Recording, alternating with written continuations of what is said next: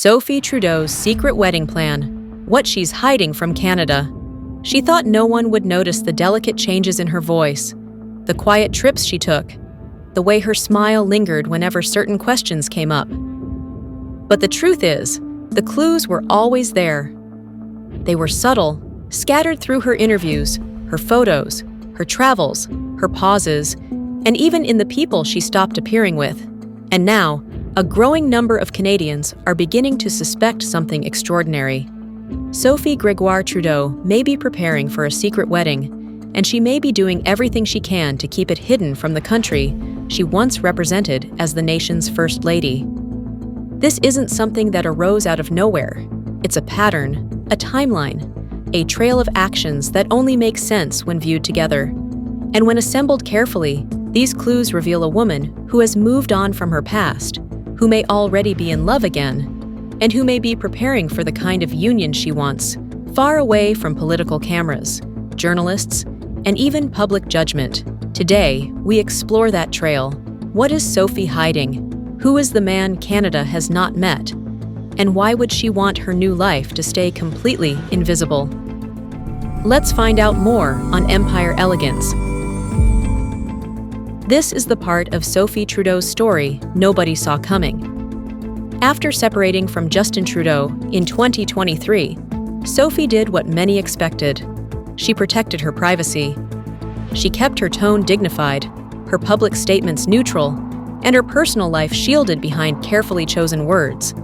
For months, she appeared grounded, reflective, and focused on her work. It looked like the measured evolution of a woman adjusting to freedom after years spent in one of Canada's most scrutinized roles. But slowly, a transformation began. Her public appearances became less frequent.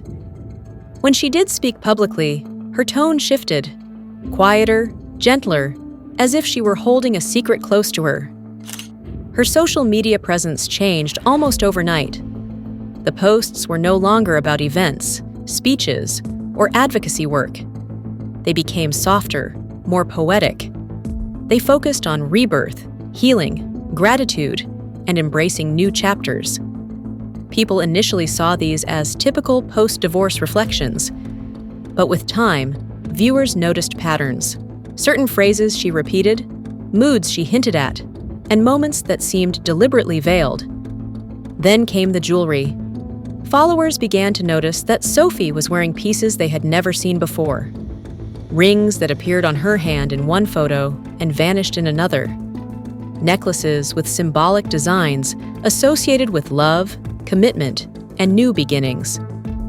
None of these things alone meant very much, but together they formed a quiet language of their own, the kind of language women sometimes use when their hearts already belong to someone. Then the disappearances began. For more than a year, Sophie traveled frequently between Quebec, Ottawa, and Toronto.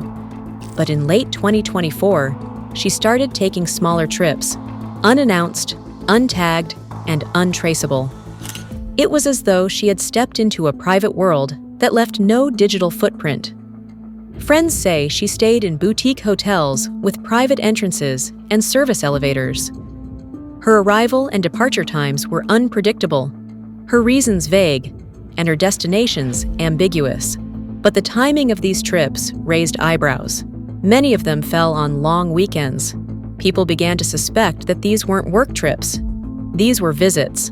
Someone close to her claimed that Sophie's movements during this period were deliberate, emotionally meaningful, and linked to one particular person. Another source went further, saying she wasn't traveling to relax or to escape post-divorce burnout.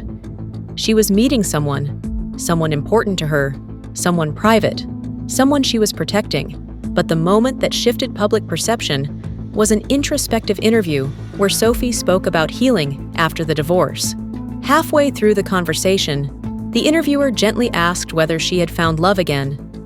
Sophie paused, longer than expected. Her eyes lowered. A small, almost involuntary smile formed. And then she said the words that ignited speculation across Canada. "I'm exactly where my heart needs to be." She could have said she was focusing on herself. She could have said she wasn't dating.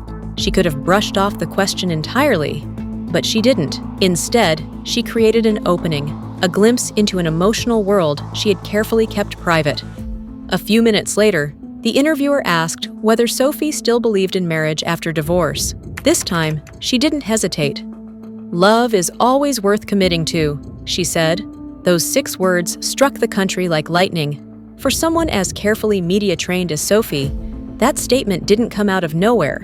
It sounded like the voice of someone who had found love again, someone who had already made a decision about where her future was heading. Meanwhile, people close to the Trudeau family noticed something else. Sophie's children seemed to be spending more time with her, not only in public, but in private moments shielded from cameras. Family dinners, low-key weekend outings, quiet trips with no fanfare. Insiders suggested she was gently preparing them for a major change. Anyone who knows Sophie understands she would never take a step as significant as remarriage without making sure her children felt emotionally secure. Their increased presence in her personal world hinted that she was shaping a new family dynamic, one that included a new man. Even more revealing was her regular presence at a discreet counseling office on the outskirts of Ottawa. The building specializes in guiding families through emotional transitions, including blended families.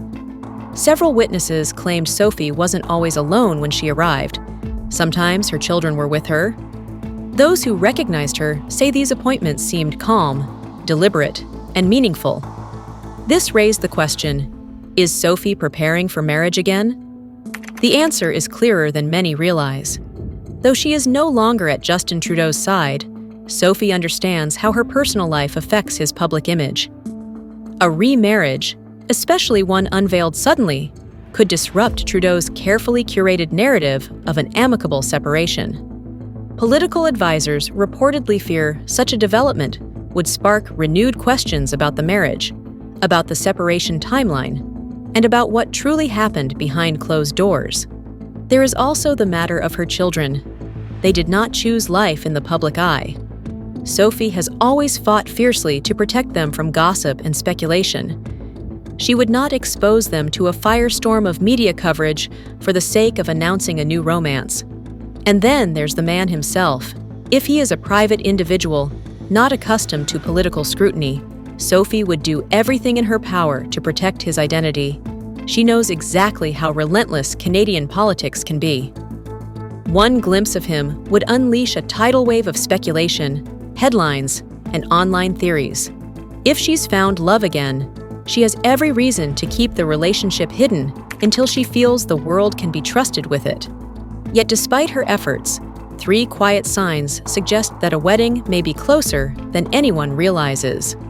The first sign is her participation in several spiritual retreats dedicated to renewal and life transitions. Fellow attendees noted that Sophie took part in ceremonies specifically designed for people beginning new unions. The second sign emerged when real estate watchers noticed Sophie touring private homes outside Ottawa. These were not modest, transitional spaces, but large, serene properties, with secluded yards and private entrances. Homes perfect for families, and ideal for starting over with someone new. The third and most intriguing clue came from a Montreal fashion designer known for creating elegant, upscale bridal gowns. One evening, the designer posted a cryptic message saying she was preparing something very special for a very special client. The post disappeared within hours, but viewers quickly pointed out that Sophie had recently begun following the designer's account. Nothing was confirmed, but the timing was impossible to ignore. These signs, though subtle, create a picture. A woman quietly rebuilding a life with someone she deeply cares about, preparing a future she wants to protect.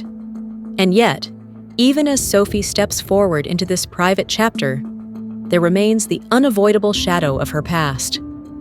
A secret remarriage would shock Justin Trudeau's political circle.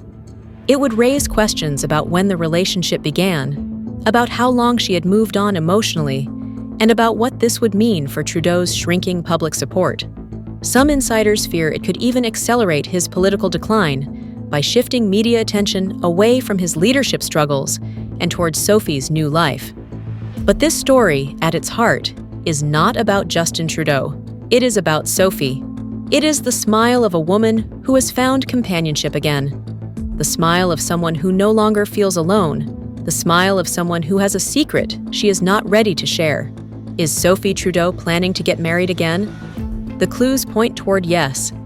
She may not announce it tomorrow, or next month, or even this year. But those who have followed her closely understand one thing. Sophie has always followed her heart, wherever it led her. And now, her heart appears to be leading her into a new life, with a new partner, in a new chapter she has chosen to keep hidden, at least for now. One day, Canada may wake up to news that Sophie Gregoire Trudeau, the former First Lady, has quietly exchanged vows with the man she loves. Until that day comes, the mystery remains, and the clues surrounding it continue to grow. If you enjoyed this story, don't forget to like and subscribe to Empire Elegance, and hit the notification bell for more powerful stories about the lives and legacies of the world's most influential figures. Thanks for watching, and we will see you in our next video.